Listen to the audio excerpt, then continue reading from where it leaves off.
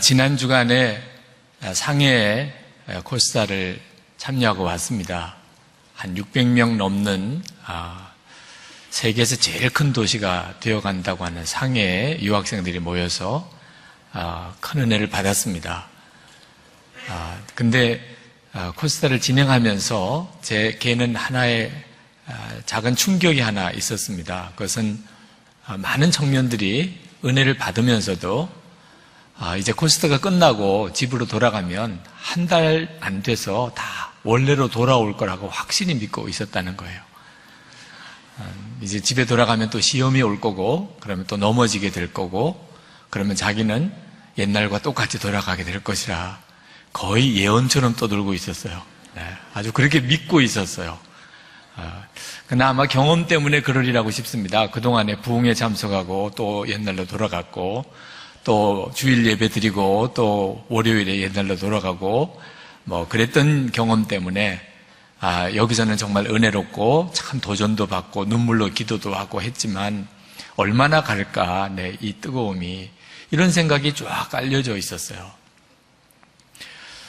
정말 조심해야 될 일이긴 합니다만 다시 옛날로 돌아갈 것이라고 그렇게 분명히 믿는 것은 심각한 문제가 있더라고요. 많은 성도들이 시험 당할 것에 대한 두려움을 가지고 있습니다. 그래서 은혜 받는 것 자체에 별 기대가 없어요. 이제는. 왜? 똑같이 돼버릴 거니까. 오늘도 은혜 받으면 며칠이나 가겠나. 전에도 뜨겁게 울고 기도했던 적도 있고 결단도 했던 적도 있고 했지만 나는 하나도 안 변한 것 같아. 또 돌아가면 가정에서 시험거리가 생길 거고 직장에서도 시험거리가 생길 거고 또 시험이 오면 나는 넘어지게 될 거고, 그러니까 그 다음에는 아주 시험을 기다려요. 오늘 올까 내일 올까. 또 시험이 온다고 생각하면 벌써 그냥 스스로 넘어져요. 어차피 넘어질 거. 이게 참 기가 막힌 일이죠. 그래서 항상 내 믿음은 그냥 그 자리에서만 계속 맴도는 것처럼 생각되는 영적인 좌절감이 아주 깊이 자리 잡고 있습니다. 여러분, 그러므로 오늘 말씀을 잘 들으셔야 하는데, 사도 바울이 에베소서를 쓰면서 에베소서는 정말 놀라운 복음의 영광을 드러내는 책입니다. 우리가 예수님 안에서 받은 축복이 얼마나 놀라운가. 우리가 영적으로 죽었다가 다시 살아났으며 마귀의 자식이었다가 하나님의 자녀가 되었으며, 우리가 예수님을 정말 마음에 모시고 살며 그 예수님 안에서 우리가 성도들이 모여 교회가 이루어지며 우리의 삶이 완전히 새롭게 바뀌어 거듭났다는 거죠.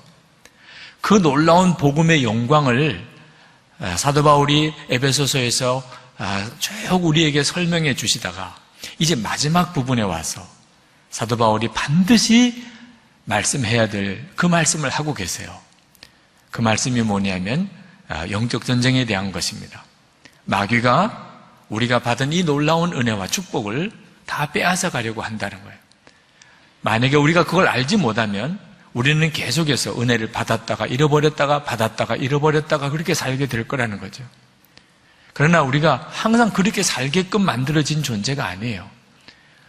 우리는 주신 은혜를 늘 간직하고 우리가 영적으로 계속해서 더 자라나고 더 충만한 삶을 살도록 하는 것이 하나님의 계획인 것입니다. 우리가 마귀가 역사하는 것을 잘 알면 돼요. 여러분, 우리가 살아가는 동안에 정말 예수 잘 믿어보려고 무던히 애를 써봤습니다. 이제는 내가 옛생활 청산해야지. 이제는 정말 예수님 안에서 내 새 삶을 살아야지. 그러면 더 안 돼요. 내가 이제는 모든 사람을 품고 사랑해야지. 그러면 더 시험거리가 생겨요.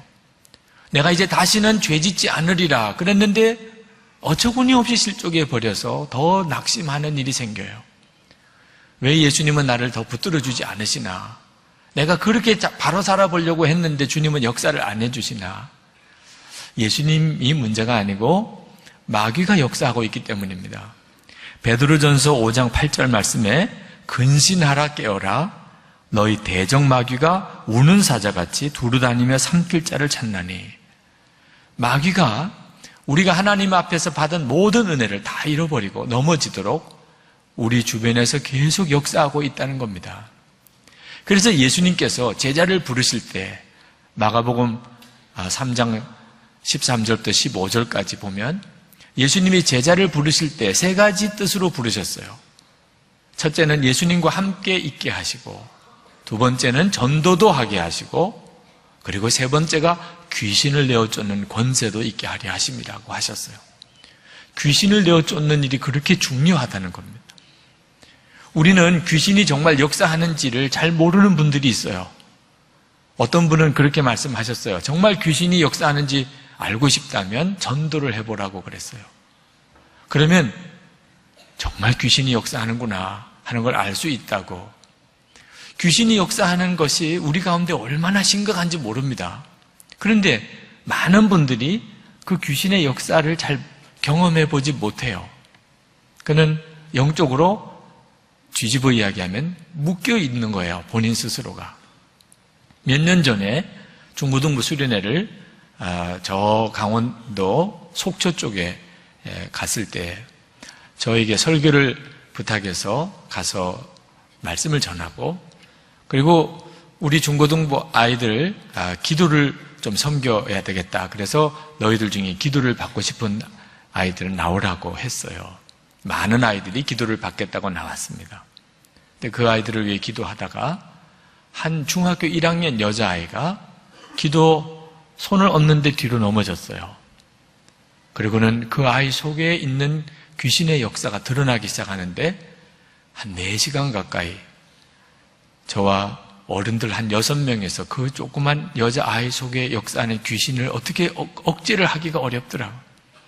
그 아이 속에 있는 귀신을 내어 쫓는 일이 그렇게 어렵더라고요. 깜짝 놀랐어요. 그 귀신이 드러나기까지는 전혀 알 수가 없었어요. 우리 속에 얼마나 무섭게 악한 영이 역사하고 있는지 모릅니다. 그래서 예수님께서 제자들에게 귀신을 내어 쫓는 권세를 주신 거예요. 지금 우리 가운데 얼마나 무섭도록 악한 영이 역사하는지를 여러분이 잘 아셔야 합니다. 우리가 영적 전쟁인 것을 알게 되면, 그러면 대부분의 영적인 싸움은 거의 이겨요. 영적 전쟁이구나 하는 것만 알아도, 이것이 영적 전쟁이구나 하는 것만 알아도. 오늘 말씀 12절에 보면 우리의 씨름은 혈과 육을 상대하는 것이 아니요. 그래서 혈과 육을 상대한다는 말은 사람을 상대하는 게 아니라는 겁니다. 그러니까 사람과 싸우지 말라는 거예요. 영적 전쟁을 모르니까 대부분 사람과 싸워요. 마귀에게 완전히 속고 있는 거죠. 그게 마귀가 원하는 거니까. 마귀가 원하는 건 우리가 서로 싸우고 사는 거예요. 진짜 역사는 마귀가 한 건데 우리는 사람과 싸우네요. 우리의 싸움은 통치자들과 권세들과 이 어둠의 세상 주관자들과 하늘에 있는 악의 영들을 상대함이라. 우리의 싸움은 마귀와 싸우는 것이라는 걸 알라는 거예요.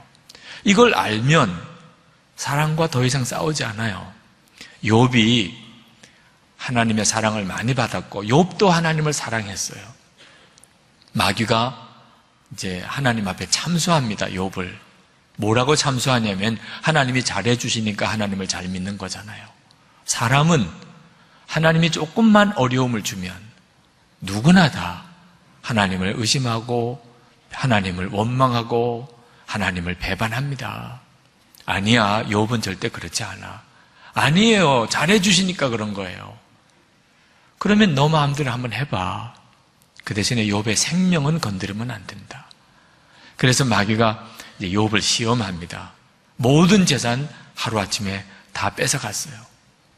모든 자녀 하루아침에 다 뺏어갔어요. 욥 자신의 몸에도 악창이 생겨서 온몸이 병들어 죽어가는 겁니다. 그래도 욥은 하나님의 앞에 원망 안 했어요. 근데 문제는 욥의 아내가 문제가 생겼어요. 욥의 아내가 그 모든 과정을 지켜보다가 도무지 참을 수가 없었어요. 그리고 남편에게 당신이 그렇게 믿는다는 하나님 욕하고 죽으라 차라리. 그럴 지경이었어요. 욥이 아내가 그렇게 말할 때 얼마나 마음이 아팠을까요? 얼마나 욥에게 상처가 되었을까요? 근데 욥은 아내에게 아무 말 안 했어요. 그는 아내와 싸울 문제가 아니라고 생각했기 때문입니다. 우리가 영적인 전쟁에 대해서 왜 눈이 뜨여야 하느냐 하면 이게 사람과 싸울 일이 아니라는 거예요. 그리고 욥은 그 상황에서도 하나님을 찬송했습니다. 주신 자도 여호와시요 취하신 자도 여호와시오니 여호와 이름이 찬송을 받으실지니이다. 그래서 욥은 이겼어요. 영적 전쟁에서. 분별이 되었으니까. 우리가 정말 그리해야 합니다. 우리가 예수를 믿고 살아가는 동안에 여러 가지 생각지 않았던 시험들이 온다면, 그렇다면 그것이 사람과의 관계 문제든 경제적인 문제든 건강의 문제든 그 배후에 악한 영이 역사한다는 것을 꿰뚫어 보아야 합니다. 이것만 분별되어도 이겨요. 왜? 마귀가 하자는 대로는 안 하게 되니까. 마귀는 각본이 있어요. 결국 마귀가 원하는 게 뭐지요? 그걸 아니까 마귀가 하자는 대로 하지 않게 되는 거예요. 마귀가 원하는 것은 하나입니다. 우리가 하나님이 축복하시는 자리에서 벗어나게 만드는 거예요. 하나님이 우리를 세우신 그 자리에 서 있지 못하도록 만드는 겁니다. 13절 말씀해 보면 이는 악한 날에 너희가 능히 대적하고 모든 일을 행한 후에 서기 위함이라. 서기 위함이라. 이 선다고 하는 말이 무슨 뜻일까? 영적 전쟁을 왜 해야 되는가를 말해주고 있는 건데, 여기 선다고 하는 말은 우리가 예수님을 믿으면 우리는 그 순간부터 하나님의 나라에 서게 됩니다. 우리가 비록 이 세상에 살지만 우리는 하나님의 나라 백성으로 서게 돼요. 우리가 서 있는 자리는 축복의 자리가 됩니다. 우리가 예수를 믿고 우리가 속죄함을 받았어요. 우리가 예수님을 믿고 우리 옛사람은 예수님과 함께 십자가에 함께 죽었어요. 우리가 예수님을 믿고 예수님이 내 마음에 오셨어요. 예수님을 믿고 우리가 하나님의 자녀된 권세를 얻었어요. 그게 축복의 자리에 서 있는 겁니다. 그런데 마귀가 그걸 도무지 눈 뜨고 보질 못해요. 그래서 마귀는 우리가 그 축복의 자리에 서지 못하도록 우리를 넘어뜨립니다.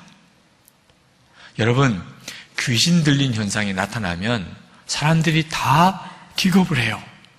정신병원에서도 고치지 못해요.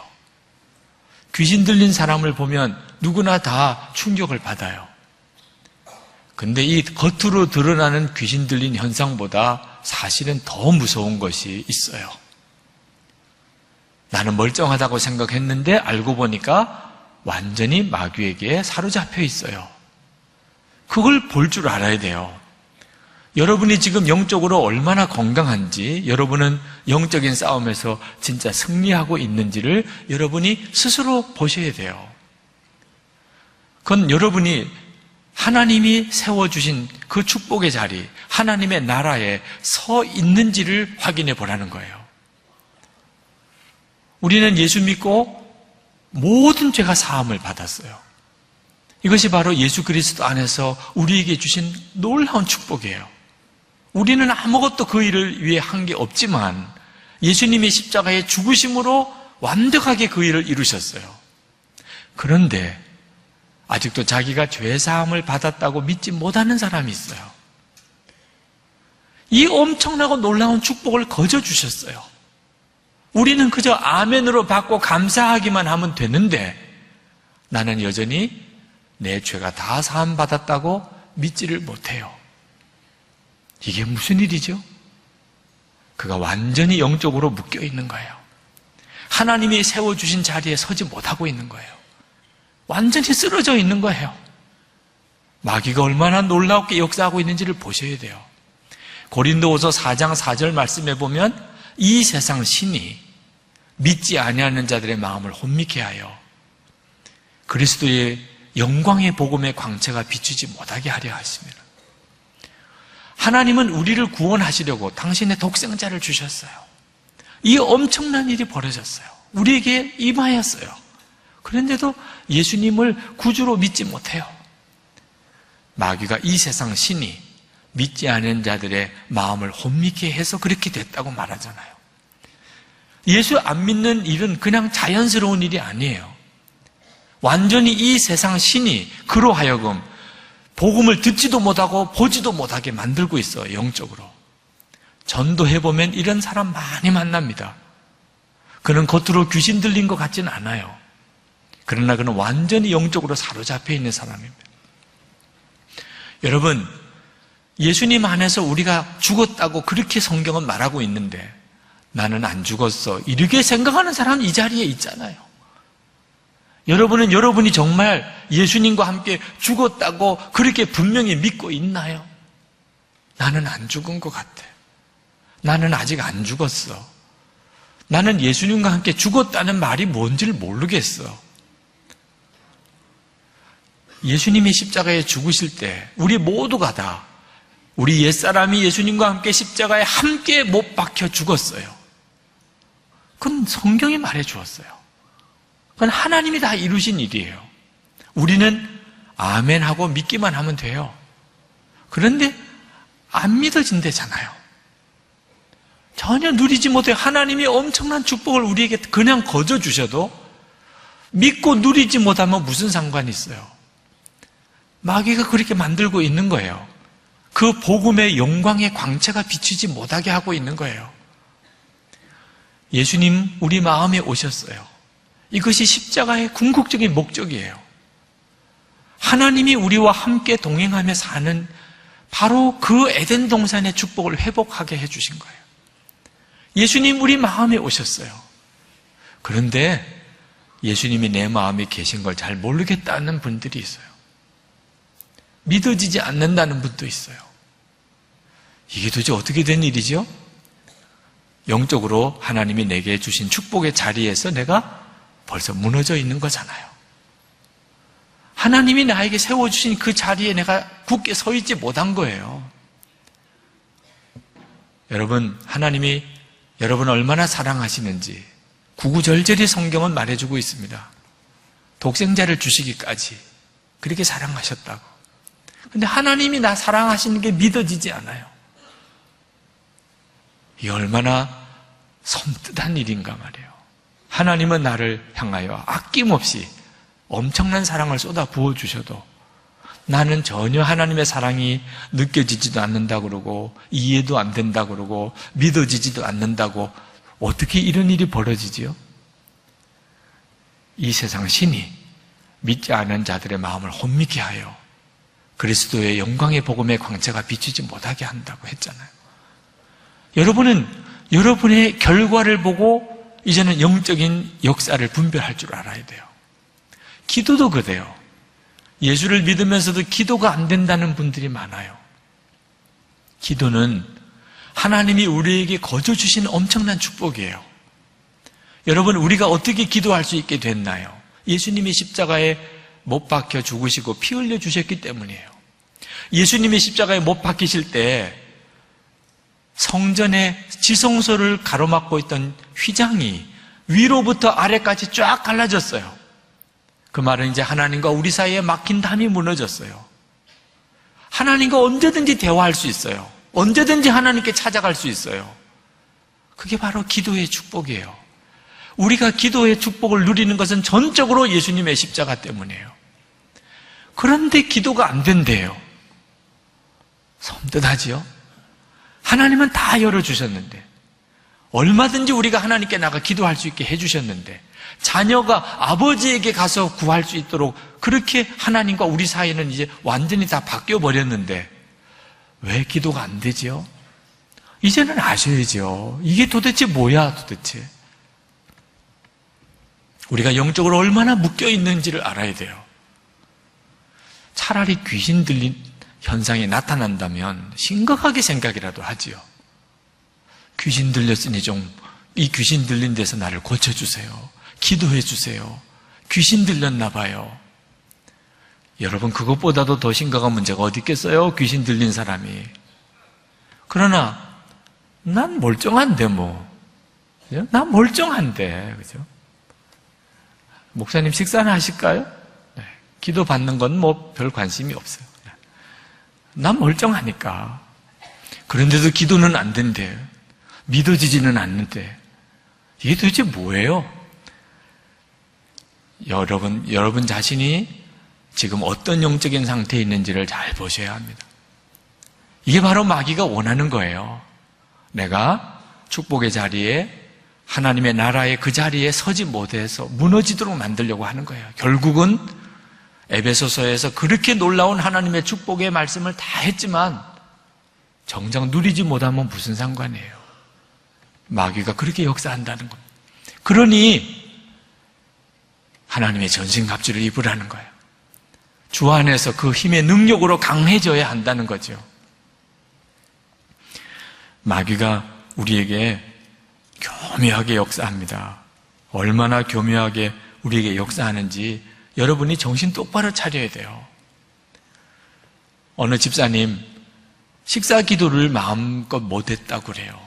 사람들이 보는 눈이 너무 부담스러워서. 그래서 직장에서는 식사할 때 화장실 가서 식사 기도했다는 거잖아요. 식사 기도는 해야 되겠고 집사가 그러니 생각하다가 화장실 가서 식사 기도를 했더니요. 바로 이것이 무너지고 있는 거예요, 영적으로. 식사 기도도 담대하게 못할 정도니 순교는 어떻게 해요? 지난 주간 박보영 목사님 집회 중에 저 전라도 해안가 어촌 마을에 부흥회를 갔었을 때 그때 어느 할머니 자매가 집에서 식사 대접을 해주신 이야기를 하셨죠.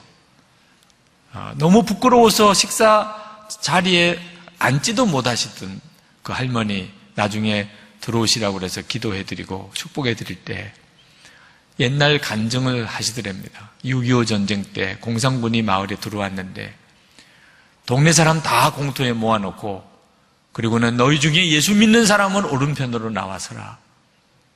그 살벌한 분위기 속에서 보니까 예수 잘 믿는다는 사람들도 다 왼편으로 가더래요. 근데 이 자매지요. 그때는 자매지요. 예수님을 배반할 수가 없고 예수 믿는다고 하는 것을 감출 수도 없고 그래서 오른편에 가서 그 두 자매만 섰어요. 그랬더니 공산군이 너희 둘은 가라고 그러더래. 그리고 나머지 사람을 다 총살시켜버렸다는 거예요.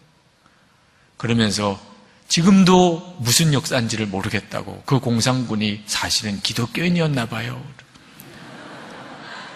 근데 박보영 목사님이 기독교인이 그렇게 할 수가 있을까요? 기독교인이 절대로 그럴 리는 없어요. 그러면 어떻게 해서 그런 일이 벌어졌나요? 아마 그 공산군 입장에서는 오른편 왼편이 보는 사람하고 달랐기 때문이지 않았을까 생각이 든다고. 공산군 입장에서는 서로 마주보는 입장이니까 이 두 자매만 왼편으로 섰네.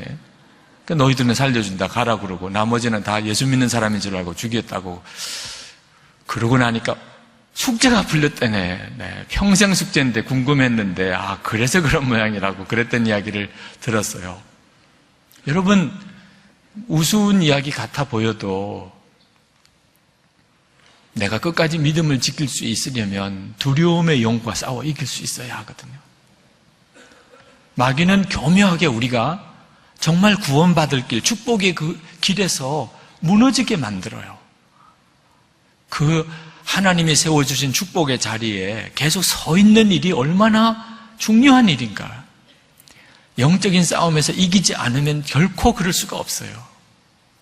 마귀는 우리를 속이는 자입니다.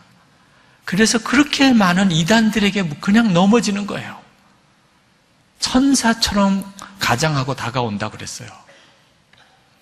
요즘에 이단들이 한국교회 안에 정말 무섭게 역사한다 그래요. 만나는 분들마다 선한 목자교회도 똑같을 거예요. 그래. 지금 이 자리에도 혹시 와 계신가요? 인간적으로는 환영해요. 네. 잘 오셨어요.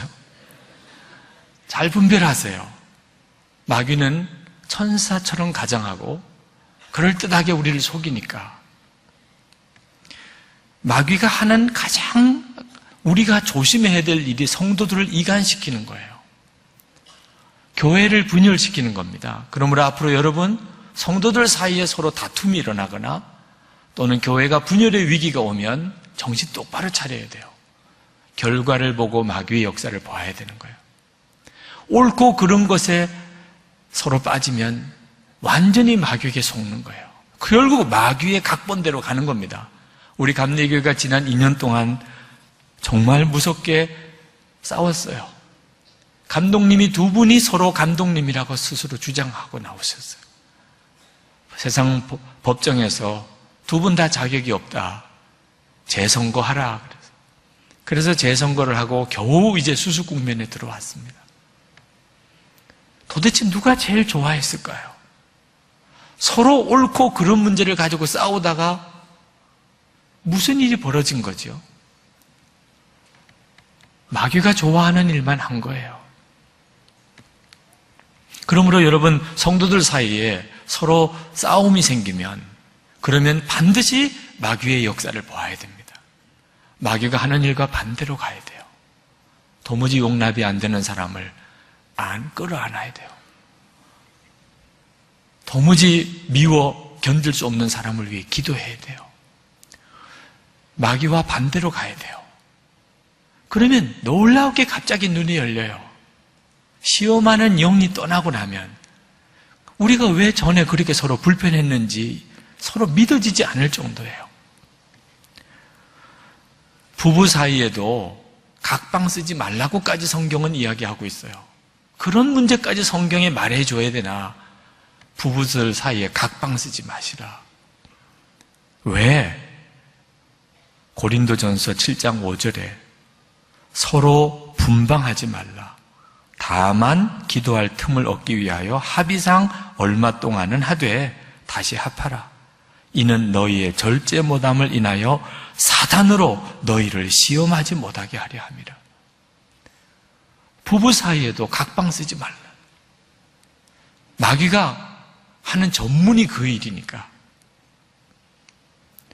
성도들 사이에 돈 거래하지 마시라고 그렇게 광고 드린 이유도 처음에는 아무리 좋게 시작해도 반드시 그 문제가 시험이 돼요. 그게 마귀 전공 과목이니까. 돈 문제와 딱 걸리면 무조건 한쪽은 신의를 잃어버리게 만들어버려요. 그러면 돈만 잃은 게 아니고 믿음도 잃어버리고 교회도 잃어버리고. 이 마귀는 어둠의 세상 주관자예요. 그래서 사람의 눈을 어둡게 만드는 거예요. 사람의 눈을 어둡게 만들면서 하는 일이 은밀한 죄에 빠지게 만드는 겁니다. 아무도 안 본다고 생각하게 만드는 거예요. 아무도 안 본다고. 그래서 그렇게 부끄러운 죄를 짓는 거예요. 사람들 보는 앞에서는 도무지 할 수가 없지요. 그게 완전히 속은 거라니까. 여러분, 하나님의 말씀이 비밀을 열어주는데 히브리서 12장 1절 말씀을 보면 우리에게 구름같이 둘러싼 허다한 증인들이 있으니 라고 했어요. 모든 무거운 것과 얽매이기 쉬운 죄를 벗어버리고 인내로서 우리 앞에 당한 경주를 하며. 여러분, 혼자 있는 시간이 없어요. 우리에게는 구름같이 둘러싼 허다한 증인들이 있어요. 여러분이 분명히 그것을 믿음의 눈으로 보아야 돼요. 허다히 많은 증인들이 하늘에서 우리를 내려다보고 있어요. 여러분이 그 사실을 정말 믿음으로 바라보게 되면 은밀한 죄는 끝나요. 은밀한 죄 안 짓기가 어렵다. 천만의 말씀이에요. 마귀에게 속아서 사람 안 보면 혼자인 줄 아니까 그렇게 짓는 거지요. 정말 창피한 일이에요. 이제 진짜 영안이 열려서 하나님 앞에 갈 때 어떻게 해야 될지를 모르는 거예요. 자기가 그동안 혼자인 줄 알고 지었던 죄들이 이걸 어떻게 해야 되는 거죠? 욕심도 마찬가지예요. 욕심도 완전히 마귀에게 속는 거예요. 이번 코스타에서 어떤 청년이 상담을 요청을 해왔어요. 그 청년과 신앙 상담을 해주면서 항상 마음에 계신 예수님을 정말 바라보라 그렇게 권해주었는데 그 청년이 갑자기 목사님 질문을 제가 그럼 하나 하고 싶습니다. 제가 알기는 목사님은 상당히 성공한 목사님이세요. 상당히 큰 교회 담임 목사님이세요. 그런데 만약에 하나님께서 목사님에게 지금 그 교회를 사임하고 저 시골에 교인도 2-3명밖에 없는 그런 교회에 가라 만약에 하나님이 그렇게 말씀하신다면 목사님은 갈 수 있겠어요? 그래서 제가 갈 수 있지. 나는 기뻐서 가겠다. 에이, 목사님 괜히 나 들으라고 하는 말이죠. 그런 사람이 어디 있어요? 안 믿더라고요. 그래서 제가 그 청년에게 다시 물었어요. 그러면 내가 한번 너에게 질문을 한번 해보자. 너 이 코스타가 얼마나 많은 재정이 드느냐? 알지? 예, 압니다. 너 이 많은 코스타 재정을 담당하는 회계를 만약에 너에게 맡기면 너 기쁘겠냐, 부담스럽겠냐? 너무 부담스러울 것 같아요. 그렇지, 너 좋아하면 그것도 수상한 일이잖아. 그치? 그리고 너 다 끝나고 난 다음에 이제 회계 책임을 다 벗어버리게 될 때, 그때 너 싫겠냐, 홀가분하겠냐? 너무 홀가분할 것 같아요. 내가 그럴 테니까.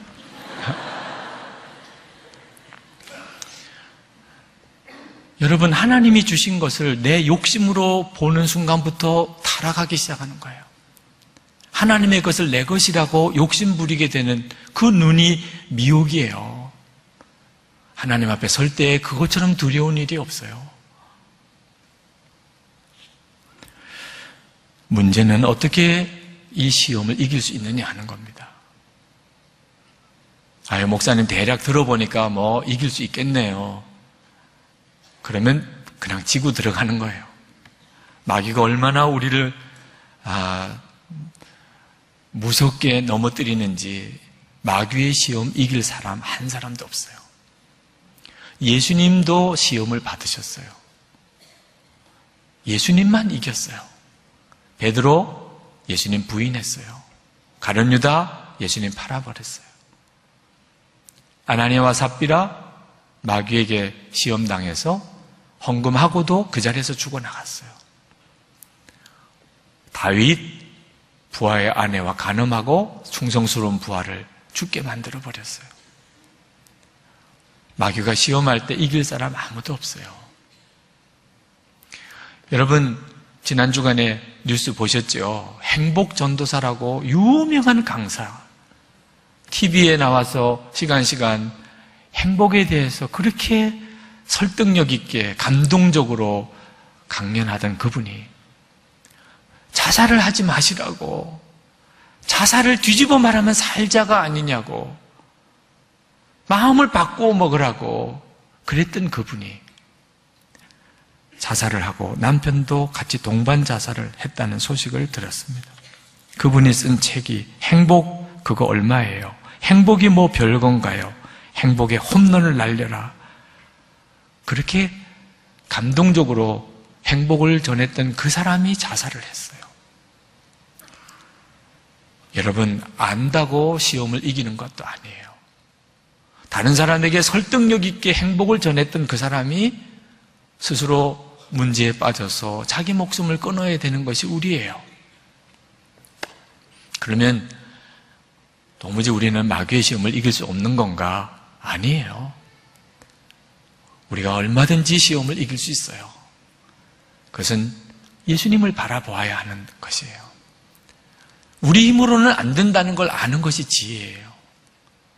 그래서 시험을 이겨야 되겠다고 몸부림치고 싸우고 결심하고 결단하고 하지 말라는 겁니다. 안 되는 일이니까. 시험은 이겨야 된다고 해서 이겨지는 게 아니에요. 시험은 이겨져야 진짜 이긴 거예요. 이겨지는 거예요, 시험은. 어떻게 하면? 나와 함께 계신 예수님을 정말 바라보면. 그래서 사도 바울이 권한 겁니다. 주 안에서와 그 힘의 능력으로 강건하여지고, 그리고 하나님의 전신갑주를 입으라. 같은 말이지만 그 하나님의 전신갑주에 대해서는 다음 주에 자세히 성경에 나오는 대로 여러분에게 설명을 해드리겠습니다. 그러나 핵심은 예수님 안에 있으라는 거예요. 여러분, 우리가 예수님을 믿을 때 속죄의 교리를 믿는 걸 예수 믿는 줄로 생각하는 사람이 있어요. 예수 믿으면 모든 죄가 사함 받아 떼더라. 속죄의 교리를 알고 있어요. 그래서 나는 예수 믿는다고 말하는 분들도 있어요. 이렇게 예수를 믿는 분들은 시험을 이길 방법이 없어요. 실제로는 예수님을 믿는 게 아니니까. 속죄 교리를 믿는 거지. 예수님을 믿는다는 말은 인격이신 그분을 진짜 믿는 거예요. 여러분이 저를 믿는다고 그러면 제 인격을 믿는 거죠. 예수님을 믿는다. 그게 진짜여야 하는 거예요. 여러분이 진짜 예수님을 믿으시게 되면 이제는 마귀와의 싸움은 여러분의 싸움이 아닙니다. 예수님과 마귀와의 싸움이 돼요. 그러니까 이건 싸움도 안 돼요. 이미 마귀는 꼬꾸라진 존재예요. 예수님에게. 그래서 시험이 이겨지는 거예요. 예수님 안에 우리 자신이 있기만 하면 그게 정답이에요. 오늘 이 시간에 여러분 힘드십니까? 믿음으로 바로 살기가 어렵습니까? 가정에서, 직장에서, 교회에서 여러 가지 어려운 그런 시험을 만나고 있습니까? 그러면 빨리 예수님 안에 거하세요. 책 하나를 여러분에게 소개해 드리려고 합니다. 닉 부이치치의 허그라고 하는 책인데, 닉 부이치치라고 하는 사람을 소개해 드리고 싶어요. 이분은 팔다리가 없는 분입니다. 태어날 때부터 그랬어요. 그러면서도 전 세계를 돌아다니면서 희망을 전해주고 있는 분이에요. 27살 청년입니다. 저는 이분의 영상을 보았어요. 동영상을. 충격적이었어요. 이게 팔다리가 없는, 다리라고는 정말 닭다리 같이 생긴 발가락 2개밖에 없는 그런 조그만 다리를 가지고 이 강단까지 나와서, 그리고는 사람들에게 인사를 하고는, 그리고 자기소개도 하고, 그리고는 이제 자기가 비트박스를 한번 해보겠다고 그러고는 그 정말 발가락 2개밖에 없는 그 다리를 움직이면서 이제 비트박스를 하고, 사람들은 이제 반응을 보이죠. 박수도 치고 박자도 맞추어주고. 한참 그러다가 그가 강단에서 그만 쓰러져요. 다들 깜짝 놀랐죠. 정상적인 사람도 강단에서 뭔가 강연을 하다가 쓰러지면 놀랄 일인데, 이 사람은 지금 쓰러지면 일어날 방법이 없는 사람이에요. 다 어떻게 해야 될지, 올라가서 붙들어 세워줘야 될지, 그럴 때 이 사람이 그 쓰러진 상태에서 말을 합니다. 자, 저는 지금 넘어져 있습니다. 이거 팔이 없어서 일어날 수가 없군요. 그제서야 회중들이 막 웃어요. 왜? 본인도 웃으면서 이야기를 하니까. 제가 일어서려는 노력을 하지 않는다면 저는 결코 일어날 수 없을 겁니다. 하지만 저는 노력했어요. 좀 힘들었습니다. 아니, 더 정확히 말하면 죽을 만큼 힘들었습니다. 하지만 포기하지 않고 계속 일어나려고 했지요. 하면서 그가 강단 그 위에서 일어나려고 이제 몸부림을 칩니다. 팔이 없으니까 뭘 짚고 일어나야 되는데 얼굴을 바닥에다가 대고, 그리고는 몸을 움츠리면서 몸부림을 치면서 자세를 잡아보려고 애를 쓰는데 그냥 지켜보는 사람들 자체가 그냥 안타까울 정도예요. 온몸을 비틀어가면서 정말 보기가 딱할 정도로 그렇게 애를 쓰면서 어렵게 일어났어요. 사람들은 막 박수를 쳤습니다. 그러나 벌써 우는 분들이 있어요. 그 모습 자체가 너무나 애처로우니까.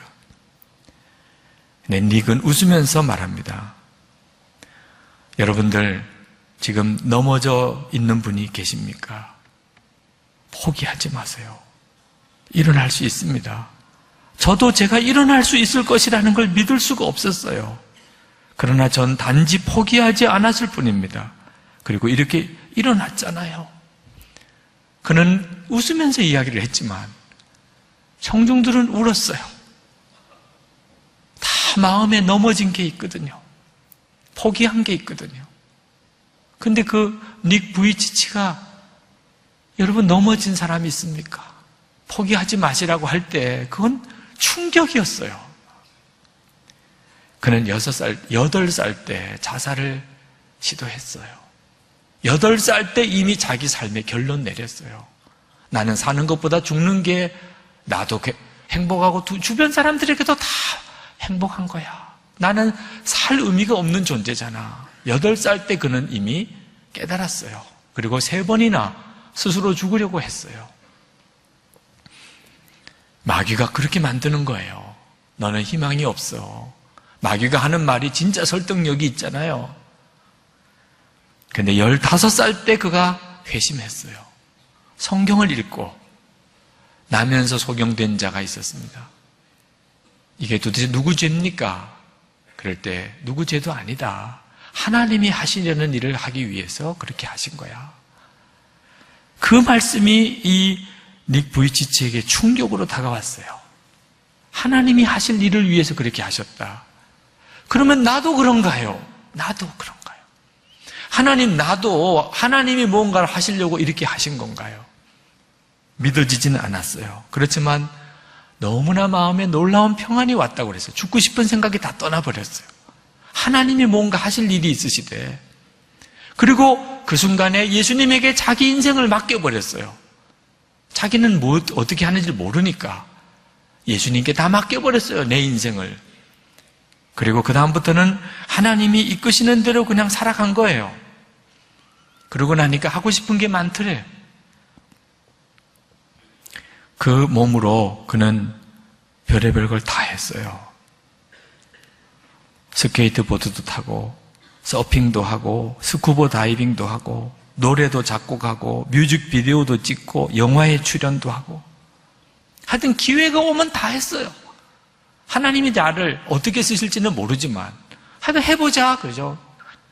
근데 너무나 놀라웠게 하나님이 그동안 어느 누구를 통해서도 하지 않았던 일을 자기를 통해서 하는 것을 깨닫게 됐대요. 자기가 그렇게 슬퍼하지도 않고 낙심하지도 않고 죽으려고 하지도 않고 그 몸을 가지고 서핑도 하고 스케이트보드도 타고 악기도 다루고 그리고 뮤직비디오도 찍고 그 자체를 통해서 사람들이 회복을 얻는 거예요. 절망했던 사람들이 충격을 받고 다시 일어나고 낙심했던 사람들이 회개하고 돌아오고 그냥 자기는 재미있게 놀고 즐겁게만 사는 것만 가지고 사람들이 다 일어나는 거예요. 이 세상에 이보다 더 놀라운 일이 어디 있나. 진짜 하나님의 역사가 놀랍구나. 그는 다른 사람들을 좌절해서 일으키고 희망과 꿈을 갖게 해주는 일을 만들어 가는데 자기가 팔다리를 가지고 있었으면 그렇게 할 수 있었을까? 어느 날 사람들이 물어봤어요. 더 좋은 환경에서 자랐다면 얼마나 좋았을까요, 당신이? 아니에요. 속마음이 병들어 있는데 겉만 멀쩡하다고 그래서 그게 좋은 걸까요? 정말 이 닉 부이치치는 예수님 만나고 그는 정말 마음에서부터 기쁨이, 평안이, 사랑이 넘쳐나는 사람이 되었어요.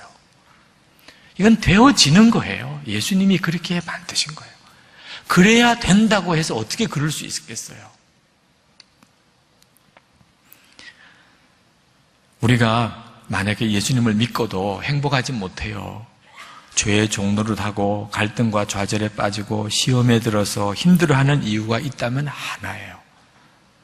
내가 아직도 예수님을 진짜로 믿는 게 아니에요. 그죠? 속죄의 교리를 믿는 거지요. 나는 아직도 예수님을 모르는 거예요. 예수님 안에 거하고 싶어도 예수님을 모르는데 어떻게 예수님 안에 거해요? 여러분 이제 진짜 예수님을 바라보셔야 돼요. 여러분 안에 구원의 복음에 대해서 믿음이 있다면 이미 예수님이 여러분 안에 오셨어요. 여러분은 그저 예수님, 제가 주님께 내 인생을 다 맡깁니다. 닉 부이치치 같은 사람도 예수님 안에서 그 놀라운 삶을 살 수 있다면 하물며 나는 얼마나 더 귀하게 쓰임 받을 수 있을까요? 나보고 그렇게 살라고 그러면 못하지만 예수님은 얼마든지 그렇게 만드실 수 있잖아요. 이제는 걱정 안 할 거예요. 염려 안 할 거예요. 그저 예수님께 내 인생을 맡깁니다. 저는 예수님만 믿습니다. 여러분이 영적 전쟁에서 이겼다면, 그렇다면 여러분은 모든 죄 사함 받았다는 확신 위에 서 있고 나는 예수님과 함께 이미 죽었다는 믿음을 가지고 있고 예수님은 내 안에 계시다는 것을 너무나 분명히 믿고 있고 하나님은 나를 너무나 사랑하신다는 걸 믿고 있고 그러면 여러분은 영적 전쟁에서 이기고 있는 거예요. 마귀가 여러분을 어떻게 조금도 움직일 수가 없었어요. 여러분은 굳게 서 있는 겁니다. 하나님이 여러분에게 주신 그 축복의 자리에 굳게 서 있는 거예요. 잘 가고 있는 거예요. 아주 잘하고 계신 거예요. 하나님의 계획을 이루고 있는 거예요. 할렐루야. 오늘 여러분들이 다시 한번 일어서시기를 축복합니다. 예수님이 해주세요. 여러분이 정말 예수님을 바라보면 하나님이 여러분에게 주신 이 말할 수 없이 엄청난 축복을 그냥 여러분은 그냥 마음껏 누리는 거예요. 마귀가 건드리지도 못해요. 요한 1서 5장 18절 말씀에 보면 하나님께로 나신 자는 범죄치 아니하는 줄을 우리가 아나니 하나님께로 오신 자가 나를 지키심에 악한 자가 나를 만지지도 못하느니라. 할렐루야. 감사합니다. 오늘 이 시간 우리가 그 주님을 바라보십시다. 기도하겠습니다. 여러분, 마귀가 여러분을 건드리지도 못하게 해주세요. 예수님 안에 거하면 예수님을 진짜 믿으세요. 속주의 교리만 믿지 말고 여러분 안에 오신 예수님을 믿으세요. 주님을 신뢰하세요. 주님께 맡기세요. 기도하겠습니다. 은혜와 사랑이 많으신 아버지 하나님 감사합니다.